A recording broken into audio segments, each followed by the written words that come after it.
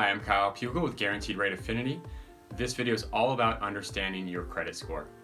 Now, credit scores are created every time you pay off debt or make a monthly payment on time. It either maintains or helps improve your score.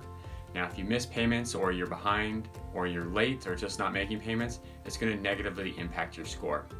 These scores are important because it takes into account your payment history and how you manage debt, so lenders can make a judgment call on how likely it is that you're going to repay your mortgage.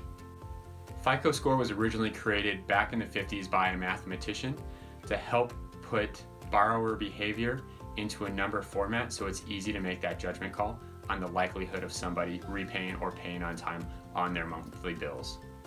This system has evolved and turned into 3 different companies: TransUnion, Equifax, and Experian. As a mortgage lender, we pull what's called a tri-merged report, which takes the credit score from all 3 major bureaus and consolidates it into one single report that we can review for your mortgage application. Now, your 3 scores might be different for a number of different reasons. All of your creditors might not report to all 3 bureaus. Each company has a slightly different formula for calculating a score. Some reports will have different credit history than other reports. Now, the range of credit scores goes from 300 up to 850. The score you should ideally shoot for is 740 or higher.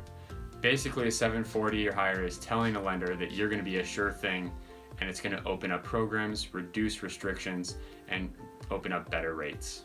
Now, once you've already started the home buying process, that's not the ideal time to start trying to increase your score.